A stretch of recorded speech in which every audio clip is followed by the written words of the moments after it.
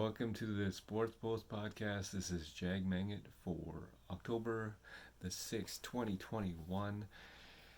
Quite a few topics to discuss. Breaking news, if you're a Patriots fan or not a fan, Stephon Gilmore just got traded. And I don't think Patriots will make a big dent in the playoffs or in the Super Bowl champion discussion this year, but eventually you never know. They got Mac Jones, so we'll see if he can actually lead them to a championship.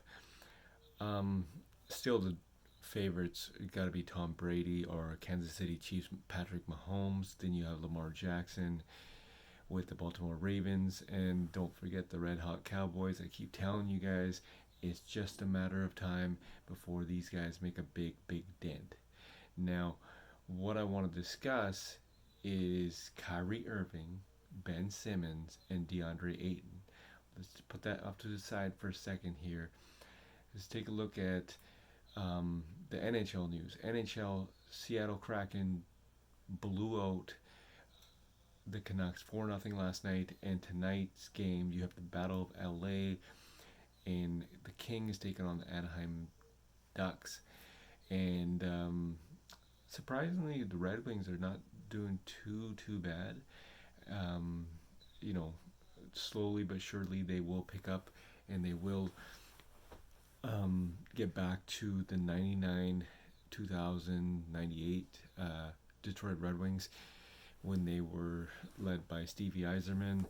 Those were the days. If you're a Detroit Red Wings fan, my buddy Sweeter knows all about that. He's one of their biggest fans. Also, in the NBA tonight, you have the Lakers taking on the Suns in a revenge matchup that happened with the playoffs.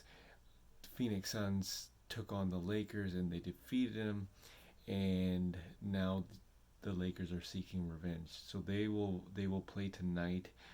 With the DeAndre Ayton news looming, Chris Paul was interviewed on ESPN First Take, and he had no problem. He said, yeah, it's just something about the media, and he will get signed to a max rookie deal. And if he's correct, then he will, because the Phoenix Suns have to cater towards Chris Paul, because of the fact that Chris Paul is a legitimate superstar. So that will happen according to Chris Paul, and so that shouldn't be a really media topic. I know it was yesterday, but that was pretty much nullified today, this morning, with Chris Paul and Stephen A. Smith.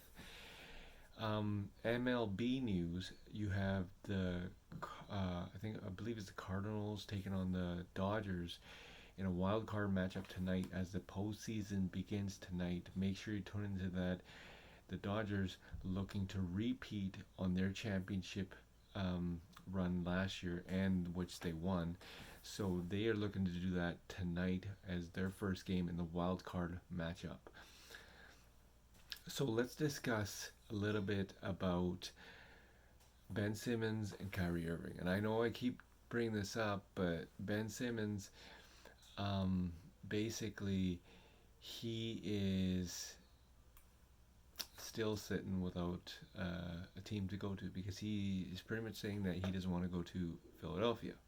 Now, what I'm hearing is it's Indiana. Now, Jared Morey opened up the negotiations to Indiana yesterday, and then all of a sudden Indiana, now you have to think to yourself, why did they do this? Indiana traded one of their players, I can't remember who, to Brooklyn for a 2025 pick.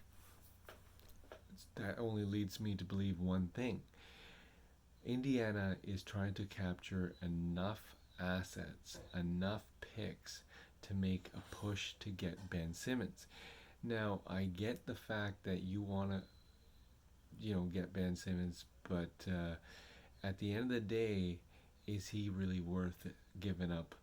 I believe it's Malcolm Brogdon or Sabonis and Karis LeVert. Is he worth that much? I get that fact that he's an all-star. He's an amazing defender, um, a rebounder, whatnot, kind of thing. But is he worth that asking price that Daryl Morey is giving? I'm not 100% sure that he's worth it yet. Maybe in the future. He's still young. I think he's like 24, 25. But it's a pretty steep price. But at the end of the day, if I'm Indiana, I might as well pull off the trade because Indiana's not going anywhere. They are literally not going anywhere anytime soon. So if I'm Indiana, I might as well just do the damn trade, get this whole thing over with, this media drama, whatever, and get back to playing basketball. That's what all it is. So Indiana should do that trade if I was Indiana for sure. Um, Also, what I wanted to discuss is the red hot, and you're gonna think I'm crazy, but I'm not.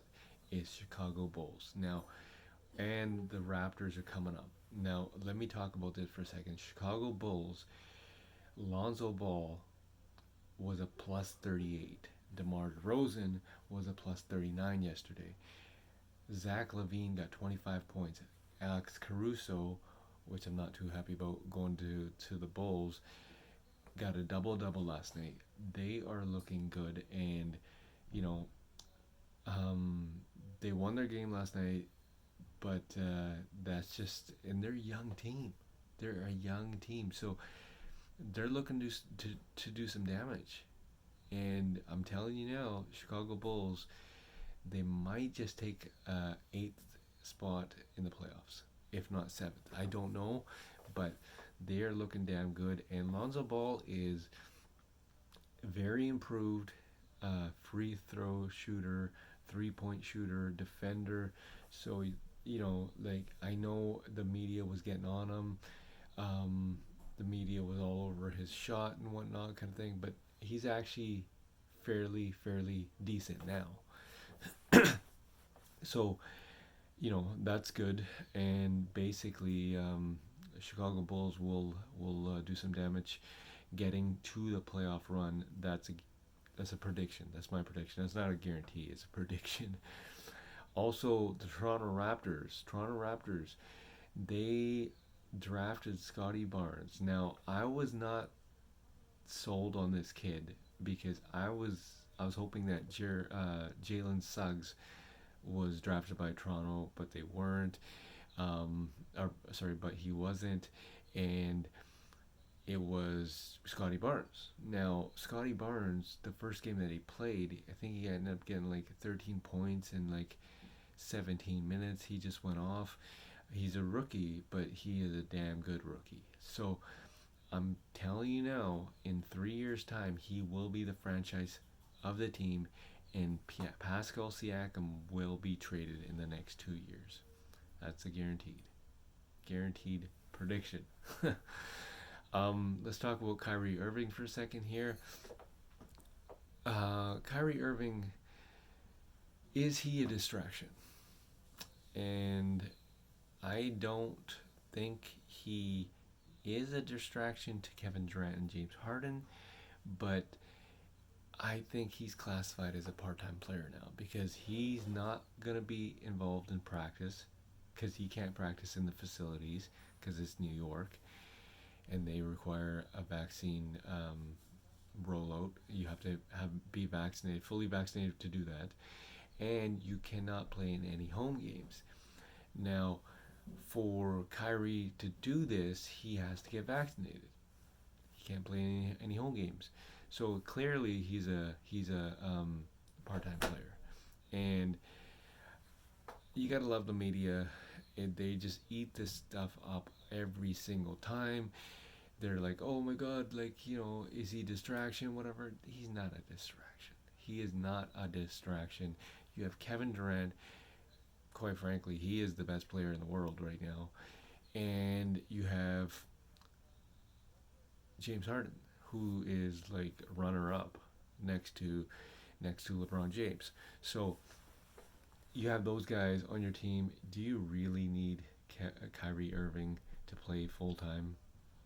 If anything, if you ask him to play part time, he would enjoy that because then he gets more time off. And quite frankly, he enjoys that time off. He does. I can't remember the last time that he played a full on season, 82 games. I cannot remember that. It's been like years since he's done that. So, if anything, um, this suits Kyrie Irving 100%. So he doesn't have to play, and he's just. I get that he's foregoing his money, but the guy get paid millions of dollars. Does he really need that? I don't think so. At the end of the day, Nets are still looking pretty even without Kyrie Irving, and that's that. This is Jag Mangat. Oh, by the way, shout out to Dublin, Ireland, where my most plays get on the podcast. And my buddy Todd told me to say this. Dublin, Ireland has Saint. I'm sorry, Saint James Gate. I think it is the brewery down there. He went there and he loved it. He said all the people in Dublin, Ireland are amazing. It's very friendly, and shout out to all the other cities that